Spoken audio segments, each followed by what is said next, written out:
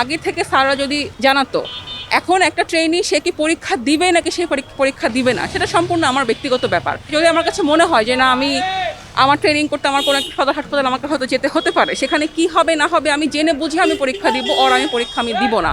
আমি যে পরীক্ষাটা দিয়েছি আমি নিশ্চয়ই ওটা কি মানে সেটা ট্রেনিংটা কিভাবে সামনের দিকে হবে বা কিভাবে কি হবে সব কিছু জেনে বুঝেই মানে আমি করেই আমি পরীক্ষাটা আমি দিয়েছিলাম।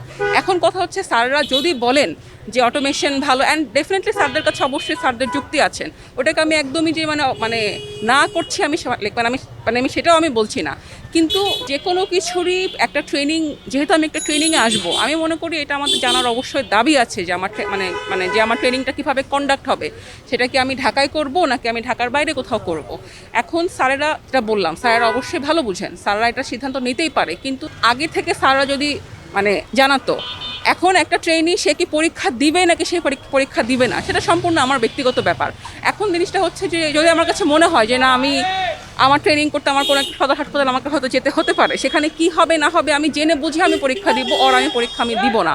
অ্যান্ড তারপরে আরেকটা কথা যেটা স্যাররা বললো যে 210, এটা যেটা হচ্ছে আমাদের কাটমার্ক, মানে বাস্তব কথা হচ্ছে সবাই কিন্তু আসলে 210 পাওয়ার জন্যই পড়েন। হ্যাঁ, যেমন যেটা আর কি আমাদের হয়তো রেসিডেন্সি পরীক্ষা যেটা বলে, সেটা কিন্তু একটা কম্পিটিটিভ পরীক্ষা, সেখানে সিট সংখ্যক লিমিটেড থাকে for both government and private.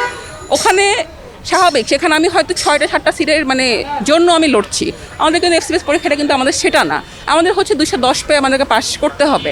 স্যাররা যদি এটা মনে করে যে একটা স্টুডেন্ট তার স্বাভাবিক, যার মেধা বেশি সে হয়তো ভালো জায়গায় ট্রেনিং করবে, যার মেধা কম সে হয়তো কম জায়গায় ট্রেনিং করবে, সেটা তো স্যারদেরকে অবশ্যই আগে থেকে জিনিসটা আমাদেরকে জানাতে হবে যে তোমার পরীক্ষায় 210 ইজ নট ইউর টার্গেট, তোমাকে পরীক্ষায় সব থেকে ভালো পেতে হবে। অটোমেশনের সমস্যাটা হচ্ছে যে যেই ট্রেনিটা হয়তো ঢাকায় সেটেলড, যেই ট্রেনিটা হয়তো চিটাগং, ফরিদপুর, যেখানেই যে সেটেলড, হ্যাঁ, তাকে আপনি হঠাৎ করে একদিন আগে 2 দিন আগে আপনি তাকে বলে দিবেন তোমার ট্রেনিং অমুক জায়গায়, ঢাকার বাইরে কোথাও বা চিটাগংয়ের বাইরে কোথাও হলো। যেই বয়সে আমরা আছি, হ্যাঁ, আমাদের এই বয়সে সবারই টুকটাক মনে করেন ফ্যামিলি আছে, আরও অনেক বাধ্যবাধকতা, অনেক কিছু আছে। হ্যাঁ, এখন আপনি আমাকে 2 দিনের মধ্যে আপনি যদি আমাকে বলেন তুমি চলে যাও, এটা ভাইয়া সম্ভব না।